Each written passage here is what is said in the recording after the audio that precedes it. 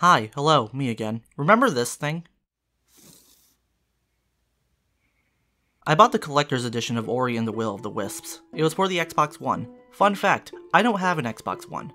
I made a video about it a while back, it was kinda stupid, and since then, I am happy to report that I now own an Xbox. Meaning I can now finally play my copy of Ori. Let's check it out.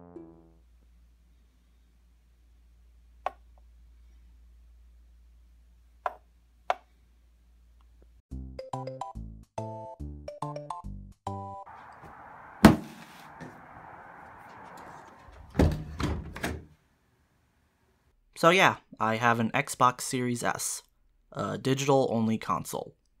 Let's talk about it. First off, you're probably wondering why I got the Series S over the Xbox Series X or even the PlayStation 5. The main reason is just the price. It's only $300 compared to the PlayStation 5 and Series X being $500. I don't think the PS5 and Series X are worth that price, at least right now. Honestly, I don't recommend getting any console close to launch. They're usually hard to find in stock, and the exclusive titles available to these consoles are very sparse. The games that I'm currently playing on my Series S can be played on other systems, even the Xbox One.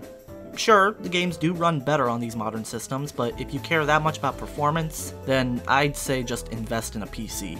Let's start with unboxing the system itself. Well, I would do an unboxing, but I kind of already opened it off camera, oops. The box comes with the console, some cords, a new controller, and 2 AA batteries. Let me talk about the controller for a second. I really like it. You can probably guess that I don't own an Xbox One controller, but I do have a 360 controller to compare.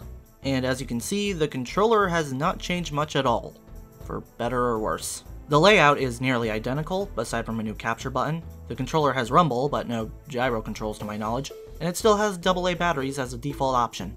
Don't get me wrong, I like having the option of using disposable batteries, but it also makes the controller feel like it hasn't evolved since 2005. Enough about the controller though, what about the console? The Series S is the smallest Xbox of all time, and arguably also the stupidest looking. You've probably noticed by now, but the Series S does not have a disk drive.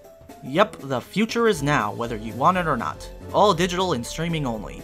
Honestly, I can see this being a major deal breaker for people. It was for me at first. I like owning physical game cases. I can almost always find a game cheaper physically than digitally. Digital games take up a lot of space on the hard drive, and the Series S doesn't have much space to work with. Digital games just have a lot of problems associated with it, and I can understand if that's the deciding factor for most people. With all that said, however, the lack of a disk drive doesn't really impact me personally. For the most part, I only play indie games. Physical releases for indie games aren't common, and the prices for these games are cheap. I don't have much of an interest in the AAA $60 blockbuster games that take up way too much space on the hard drive. And if I do have an interest, then I just check it out on the Xbox Game Pass. So basically, the Series S was the perfect system for me. I think I've rambled on for long enough, so it's time to officially plug this thing in and try it out. Okay, so here's the thing. I don't have a way to record my TV screen. I mean, I could simply point a camera directly at my TV, but that's just silly.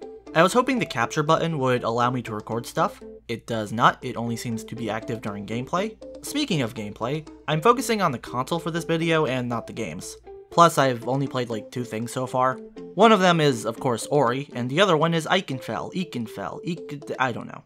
This game reminds me of a lot of the Mario RPGs, so I'm giving it a 10 out of 10. As for Ori, it reminds me of Hollow Knight, so I'm giving it a 10 out of 10. You may be wondering why I'm playing the sequel when I haven't even played the original, and that is a very good question. If you're wondering, both games run perfectly fine. Granted, these two aren't exactly pushing the system's limit, but shut up. Both games load instantly, which is nice. Actually, the whole system boots up very quickly. I gotta say, it's very convenient. Let's move on to the user interface. I've heard that the home menu for the Series X and S is similar to the Xbox One, and I gotta say, it definitely is a home menu. I'm not a fan of the amount of advertisements, but besides that, it's functional. I've never had a problem finding what I wanted. You can customize quite a few things about the dashboard. You can even customize the background, something the Switch can't even do even though it's been out for almost 4 years, but that's okay, I'm not bitter. The console comes with a few apps already installed, including Game Pass. I think it's about time I explain this thing. The easiest way I can describe Game Pass is that it's a Netflix for games. For a small subscription fee, you gain access to over 100 games to download and play at any time. There are a few other perks to it, but that's the gist. Personally, I don't think I play enough games to warrant a subscription, but if you're buying this console, then you might as well get it. You get some great games out of this deal, and you can even get discounts off select titles. Speaking of discounts, there's also the Microsoft Store, which is definitely a store. Yeah, I'm not sure what to say. It works, it's laid out nicely. You can buy controllers and accessories from here, which I didn't even know was possible. No music though, so 0 out of 10. By the way, remember avatars? Because they're here too. The process of making an avatar is a lot more involved than Nintendo's Mii Maker, but honestly, I think I prefer Mii's. I don't know why, they just have more personality or something. Maybe if Microsoft made Xbox Sports Resort, I would change my mind, but alas, they did not. That's about it for apps, unless you want to hear me talk about the settings app, but I don't think you do. There are other apps on the console, but I haven't touched them at all, so I don't think I can give a fair opinion on them. There is, however, one feature I haven't mentioned yet that I was very interested in: Quick Resume.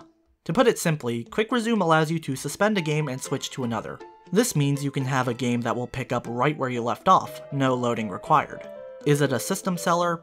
Probably not, but it's a cool feature regardless. Unfortunately, it doesn't work with every game, so I haven't gotten to test it out that much. At this point, I've gone over most of the important features you get with the Series S out of the box. I have used the console for about a week now, and here's what I like about it. I really like the controller. It's similar to the 360 controller, but with a few tweaks to make it more comfortable to hold. I really like how fast everything is. Booting up the console, loading into a game, navigating the interface, there's very little waiting involved. I think Game Pass is a great deal, and would absolutely recommend it to anyone with an Xbox. So overall, I really like the Series S. Would I recommend it? That is a lot harder to answer. As I mentioned before, the games I'm playing on the Series S are available on other systems. Also, the PlayStation 5 exists. The main thing Sony will always have over Microsoft is their exclusive titles. The game library for these two systems are near identical, so those exclusives will be the deciding factor for most people, and Microsoft's exclusives don't even come close to Sony's. To be fair, I do think Game Pass is more than enough to justify a purchase. Is it enough to combat what Sony offers though? That really depends on who you ask. Here's what I think. I can recommend the Series S for people on a budget. It does everything the Series X can do, just slightly worse. I can also recommend it for people who just want to use Game Pass and literally nothing else. But if you already own a console from the previous generation, then I would hold off on getting this. Wait until later on in its life when it gets more new games. Or maybe you should just buy a PC. Actually, yeah, just do that. Oh, and if you're wondering, yes, the Series S was a Christmas gift. I actually wanted the Series S specifically because I rightfully assumed that the Series X and PlayStation 5 would be scalped to hell. Though the Series S also ended up being hard to find in stock, but that's beside the point. The point is, don't spend $1,000 on any of these systems, please.